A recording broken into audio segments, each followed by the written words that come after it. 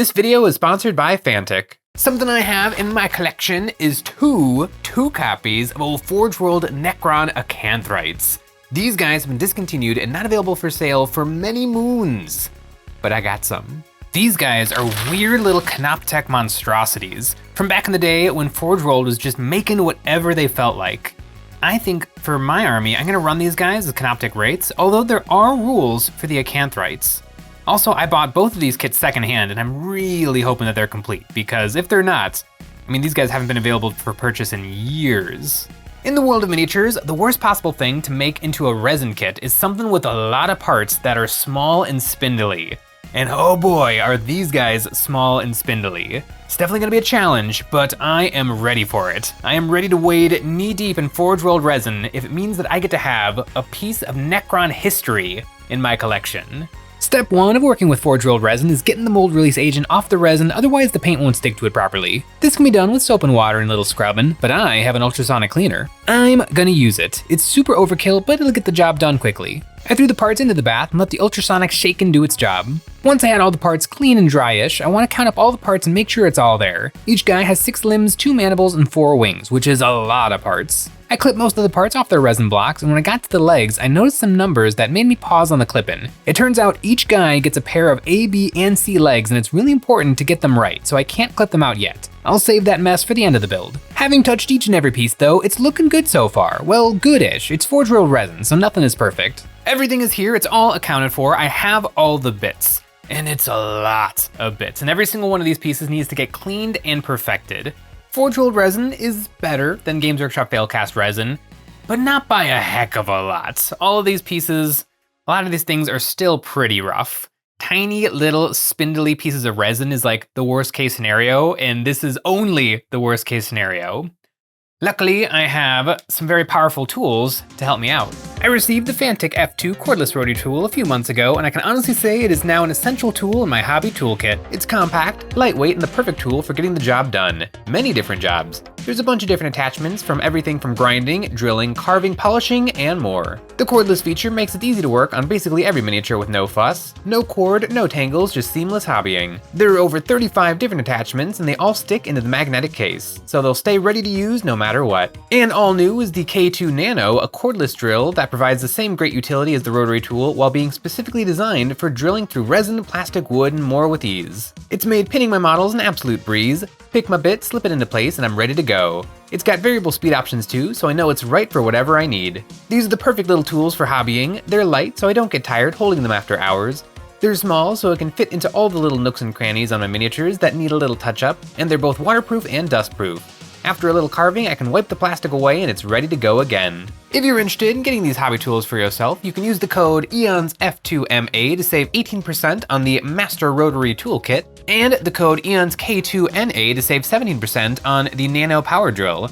These are in addition to the coupon you'll find from clicking the link in the description below. One of the worst spots on these cron bugs are their segmented tails. I used a combination of my hobby knife, Fantic rotary tool, and sanding twigs to work these spines down to be consistent. I had to make them a little bit smaller than intended, but it was worth it to get them looking perfect. Necron tech is 60 million years old and basically magic, so things should be crisp and clean. Every single part took a frustratingly long time to clean up. Everywhere I looked, there were nuggets of resin where there shouldn't be, or unsightly mold slippage. The rotary tool came in clutch for doing all of the corrective work to get these parts as nice as possible. Whenever I'm playing pickup games at the local store and I see some Forge World in someone's army, I always congratulate them on the achievement it is to actually build these kits. It is such a process. Finally, I have everything but the legs prepped, so I can start gluing these guys together. But before that, I want to do some reposing. I have 2 copies of the kit, so I want to change up the poses so that all my guys are unique. Luckily with resin it's easy. I can give them a soak in some hot water. I threw in the bodies of my guys and let them soak for a few minutes, and after that they were very flexible. Once I pulled them out of the water, I had a few seconds to bend them up before the resin cools and hardens. I reposed 3 so that I have the 3 original Games Workshop poses and then my 3 custom poses. Now I can finally start assembling. They have these big back armors, and I have to do a little bit of editing to get them to fit onto my repose guys.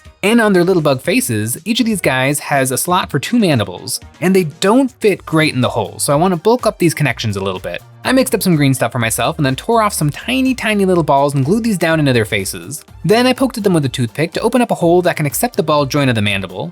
I glued these into place, squishing them down into the green stuff, and I'm hoping that this tighter fit in the putty will make sure that these don't snap off on the tabletop. If one of these little pincers fell on the floor, it would be lost forever. On the forehead of each guy, there's a Necron unicorn horn in the cutting beam. It's a melt-a-gun in stat line, and since I'm running these guys as rates, these will work well as particle caster proxies, and actually be more WYSIWYG than my actual race squad, which I didn't glue the guns onto. These guys are getting close. Next up is their tail spikes, the Void Blades. For whatever reason, all of these were horribly warped, and one of them was snapped in half. I tossed the bent ones back into some hot water, and I glued the snapped one back together. This isn't a great bond, but there's almost no resin here, so pinning is out of the question. After a bath in the hot water, the rest of the pieces were malleable enough that I could bend them back straight with my fingers. Then I could glue them onto the ends of their tails. Some of these needed a little extra grinding to get them to fit, but after some fussing, my little guys were nearly complete. But giving them another once over, I noticed another big blob of resin in the shoulder of one of these bugs.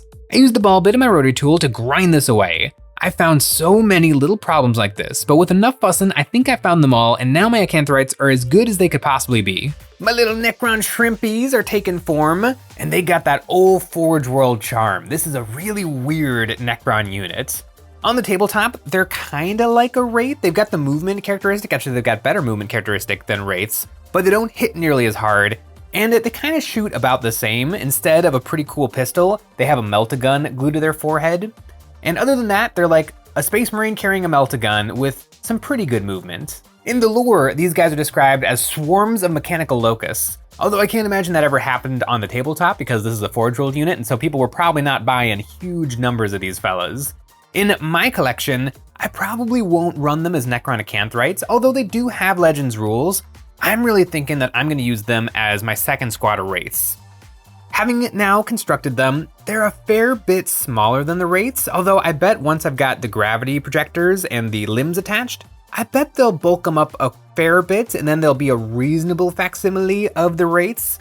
But I think I'm gonna put them on the 50mm bases. Then I could run them as either the old Legends unit or as some Necron Wraiths. I am holding off putting on all of their different limbs though until they're up on some bases, because these guys are gonna be really, really fragile, and so I wanna make sure that the majority of their mass is nicely over the base, just in the hopes that I don't break them too much. To build these bases, I grabbed a stack of Cobalt Keep 50mm magnet bases. Then, to Necronify them, I want some alien terrain, so I took some bits, Monolith Ground Large, invented by us and available from EonsOfBattle.com, and I picked out some of these big pieces that I can use to fill in these bases. I sanded the print smooth on the bottom and then started looking around for some parts that looked good together. For the first one, I want a floor covered in alien hexes, so I glued down some 1/4" cork and then lined up my parts on top of it. I stacked some of these pieces using green stuff to fill in the gaps, and then I took a paint pen and I traced these designs onto the cork. I used this as a guide to cut away the cork that'll be underneath the resin. Then I cut away this so that my bits can be recessed into the cork, like a tomb world is emerging from under the ground. I glued my resin bits into place and then I stacked some more cork on top to make it look more natural. This will be a good look for one, and now to whip up the rest. For each base, I picked a resin piece and then made up some cork to blend it in. For this humongous obelisk, I carved a trench into some 1/2 inch thick cork and I slid it down into place with plenty of super glue. I'm not thinking too hard about which guy is gonna go on which base. I think if I make 6 interesting bases, I'll be able to make it all work out later. For some of these tiles, I used my Dremel to cut some single hexes, and then I carved holes for these into the cork so I can add some more necronity to them. Like their tech is growing like a weed over the landscape. And speaking of that landscape, with the cork and resin in position, I want to give them all a uniform wind-swept look, so I smeared all the bases in wood filler putty. Then I wiped away as much as I could using my fingers and a damp paper towel to get rid of the wet putty. After a few minutes, they were dry enough to handle, and I covered the flat spots in some texture paste. And then on the flattest spots, I took some wood glue and sprinkled on some medium and fine grained sand to bump up the ground texture. Now my bases are looking good, but I could make them even more otherworldly with some floating monoliths. I attached these at the side of the resin pieces so that their bottoms are floating over the bases. Using the Fantic Nano Power Drill, I drilled some 1mm holes into both resin pieces, and then using some 1mm brass rod, I pinned them together with plenty of super glue. I made these pins as long as I could without poking out the backsides, and they're actually pretty sturdy. I made one floating element on each base. My Necrons live on a yellow sulfurous dead planet, and my tomb world is emerging from deep within the planet. I'm really loving how these bases turned out. I feel like all this year I've been building nothing but 50mm bases. The bases are done and they are chonky. I definitely bulked them up to try to give my guys a little bit more girth so that they properly can pose as wraiths. And with so many floating monoliths, I'm pretty sure I can safely tuck my guys in so that I don't have to deal with any Games Workshop flying stands. Although I will have to get rid of where Games Workshop thought that I was gonna put some flying stands. Once I get these guys attached to the bases, then it'll be time to deal with those 36 limbs.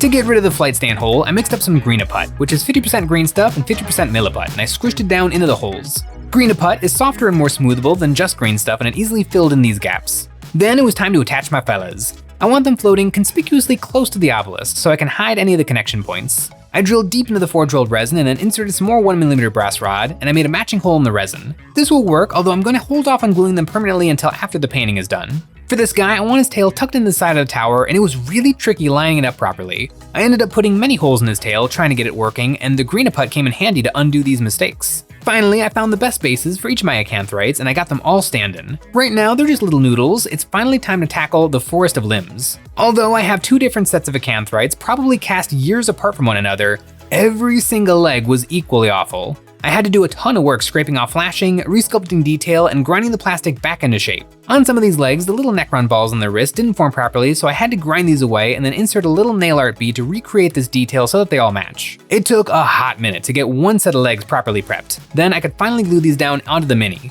With my bugs floating in the air, I can get the pose on these legs just right so that they look good and aren't overhanging the base. And the 6 tiny limbs aren't the end. They also have 4 more arms to make up the gravity projector wings. In a perfect world, I would pin all these, but they're so small and delicate, I just super glued them and hope for the best. This was by far the longest part of the build, getting each and every foot all cleaned and prepped. But I am nearly at the end. I nearly have a proper squad of forge rolled Acanthrites, and I wonder how many of these even exist. As fussy and frustrating as this kit is, they do look very cool and unique, and slowly but surely, they all came together. They're built and they're spectacular. The Necron Acanthrites. I've never seen these guys in person, and they're not quite what I expected. They're pretty chunky, they're really cool, and incredibly fragile. I'm really glad I've given them these monstrous bases because I can actually hold onto the base, because I'm never, ever gonna touch these miniatures. They are so fragile, and if they ever break, there's not really enough resin to pin the pieces back together, so I just have to make sure that they never ever break. Resin is a pretty terrible material for these guys to be made out of, but I'm still pretty pleased that they exist because they're a classic piece of Forge World history, and I actually think Games Workshop is really gonna miss Forge World. These days, Forge World doesn't really exist anymore. They still make miniatures for Necromunda, Horus Heresy, and Lord of the Rings, but in their heyday, they were pumping out weird stuff for the world of Warhammer 40,000. And even though most things kind of just came and went without much fanfare and probably weren't big moneymakers, I think it was really important for the world of Warhammer to have a team of artists that are just kind of screwing around. They came up with a lot of really cool stuff that fleshed out the world of Warhammer. Death Corps of Krieg, Kroot as an army, Eldar Corsairs, most of the flyers in the game, basically everything for the Horus Heresy. Like, having some artists that are just vomiting 40K into the world did such a good job of filling up that world. Forge World was at its peak back in like 4th, 5th, and 6th edition 40K, when the game itself was a lot blander. Most codexes were just different color versions of Troop, Transport, Fast Attack, Heavy Support, Elite. And all of the regular kits were kind of the same, but then you would dip your toes into Forge World to get the weird stuff.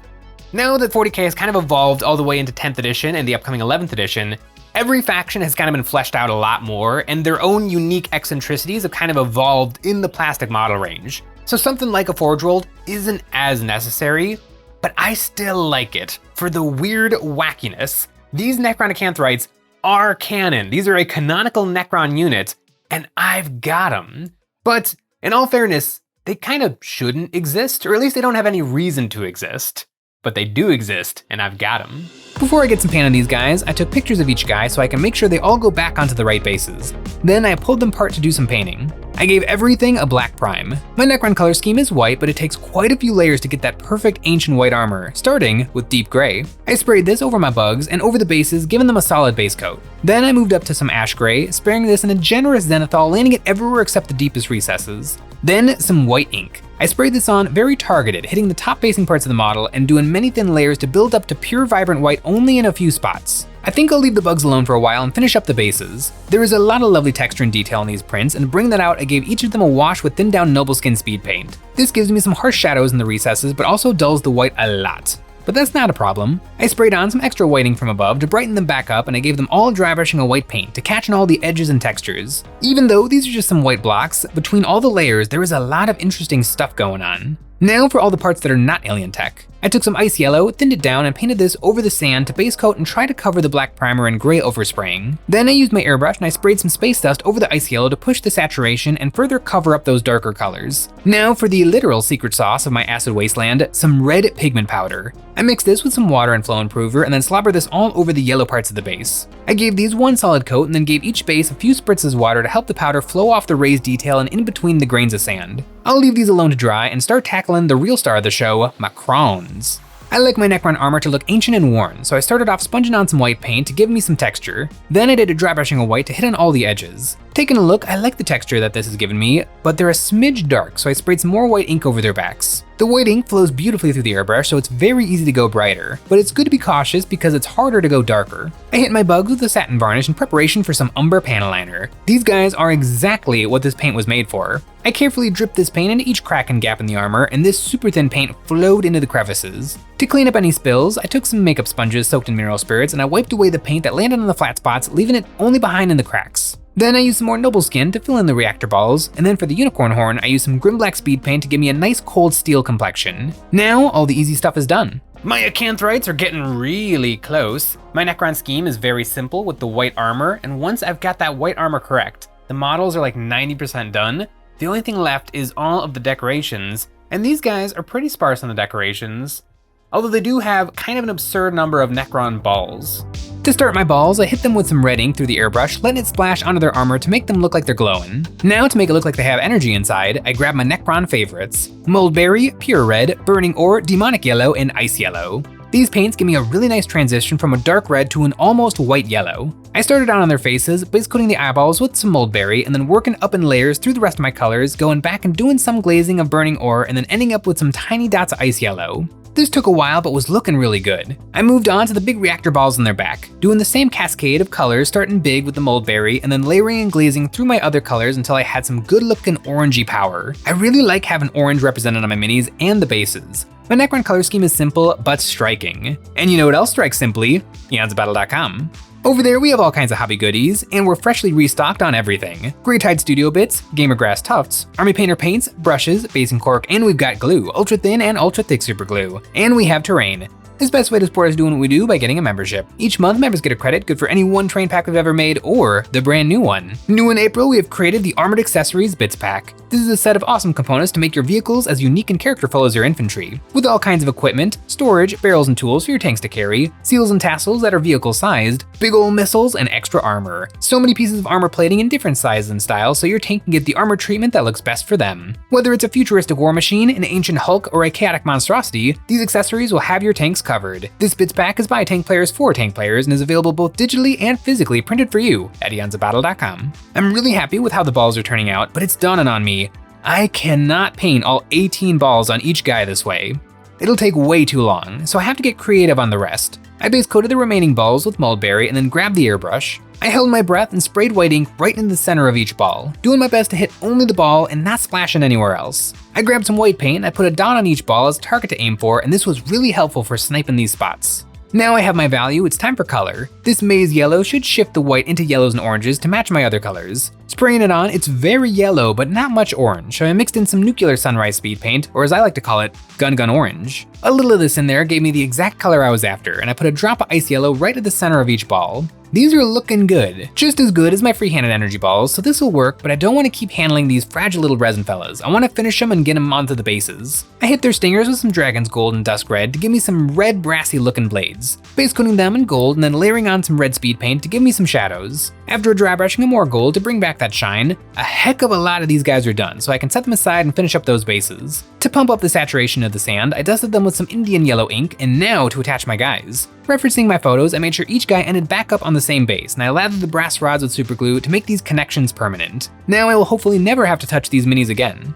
With my models now floating, I sprayed their gravity wing balls. I could stand them on the table and then spray right down onto them. With both hands on the airbrush, I had a much easier time being accurate, with a little drop of ice yellow right in the center. One of the things I didn't notice until the end were these little hip balls hiding. These are so small, I painted these with a brush, layering on some highlights. Finally, everything is done. I hit my minis with a satin varnish, and then I painted the base rims with my customary deep gray base rims that I do for my whole Necron army. Before me is a squad of Forge World Necron Acanthrites, a piece of Necron history. I was very torn when I was purchasing these guys. I got them from the Midwest Mini Swap, and I definitely went back and forth on if I should buy them or not because I knew they were gonna be a slog to put together. However, when they were sitting in my pile of shame and I was procrastinating on getting them done, I thought, if I'm gonna do it, I'm gonna do it right. And I bought another baggie on eBay so I would have a proper brick of these guys. And I was correct. It was a giant pain in the butt to put these guys together, but I am glad I did it because I don't have to do it again. I have 6. I've got a proper squad of Acanthrites, and they're gonna be a perfect proxy for Necron Wraiths. Especially with the big old bases I built for them, they are just about the right size. And weirdly, they kind of have all the right loadouts. They got their big whippy tails, they got a close combat weapon, they got the gun in their weird Necron unicorn horns, and I really, really like these guys. I do wish I had one more Acanthrite body because I would love to put together a Cryptek, a Technomancer, and kit bash it with an Acanthrite to really make him look the part leading this squad. Like he is a Cryptek whose only job is to wrangle in the Necron bugs. I don't know how I would find something like that. Maybe there's an STL floating out there that I could kit bash. But in the meantime, I am very excited to see my Forge World Necron collection grow. I've got a couple of Tombstalkers, I've got these guys. And I don't know, maybe one day I will get myself a Seraptic Heavy Construct and I will have a Forge World Necron Titan. But until then, thanks for watching.